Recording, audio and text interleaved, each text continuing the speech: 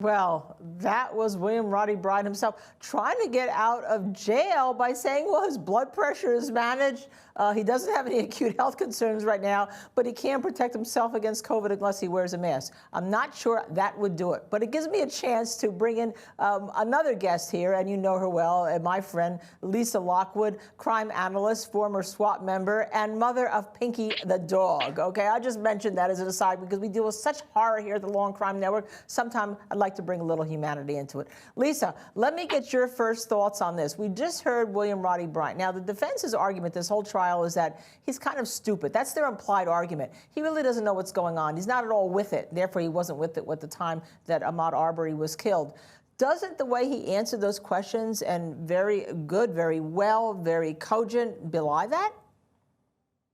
Yes. And I'm thinking back to the Robert Durst case when Robert had so many incredible ailments and wasn't able to get out of jail except when he was hospitalized. So this whole thing with COVID, we've heard this over and over throughout the entire last year of people attempting to get out because of COVID and the fear that they were going to get it. And it never seems to work. Yeah. So yes, he is coming across certainly as somebody who has an understanding of what's going on with his health. And like you said, he has a modicum of intellect. Lisa Lockwood, I mean, obviously, if the judge had let any one of these three out on bail, when you have people that we know sitting in bail for a lot lesser crimes that can't make a cash bail, he would have been under intense criticism. But let's get away from that for a second. There was nothing new for the judge to consider, was there? No, there wasn't. And I concur with Stanley King. It's exactly right. It was a presentation. It surpassed a deadline, and he didn't even have to entertain it. And I don't think there was anything that was so exigent in this situation where he had anything pre-existing to go a step further. He has high blood pressure, and it's been great for the last several weeks. So there's medication for that. Yeah, and indeed, Lisa Lockwood, one follow-up on that. Okay, so you have the mother of the victim, and we can call Mr. Arbery a victim in this court. The decedent would be called decedent in Wisconsin. But she is sitting there listening to all this. Her son is dead. Nothing is bringing him back. He didn't have the chance to have medication or a second chance.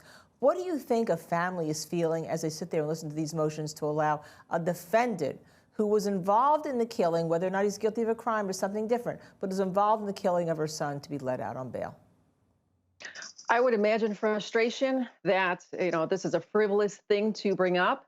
It's a waste of everybody's time. And as I said, just pure frustration. And are we really listening to this right now? And I'm sure she just wants to get it over, get to the meat of it, and move on with her life, and also be an advocate for change. Yeah. While we are on the way to a break, I want to bring Lisa Lockwood, my only person of our panel that has law enforcement experience of R3. Lisa, your thoughts on this testimony?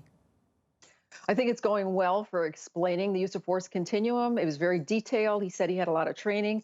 Where it's going to hurt him, and what I realize right now is the number one thing is officer presence. There is no way Ahmaud Arbery had any indication that he was a police officer, was not a police vehicle, he was not in uniform when he was giving him verbal commands to stop. Yeah. So doesn't help him. And Lisa Lockwood, it could actually help the prosecution on cross-examination, couldn't it?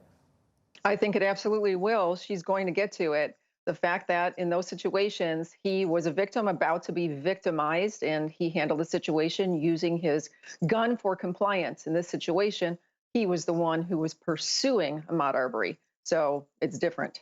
Okay, I must chat with my guests about this. Lisa Lockwood, Stanley King. Okay, Travis McMichael, he's the killer of Ahmaud Arbery, and we saw Ahmaud's mother, Wanda Cooper Jones, listening to the testimony.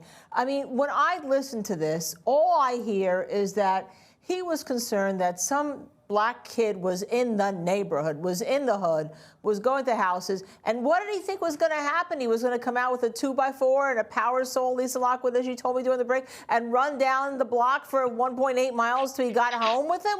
What is going on here? Is it as racist to me? Is it as racist in the courtroom as it seems? It seems that way to me. I just don't know. Maybe I'm out of it. Lisa.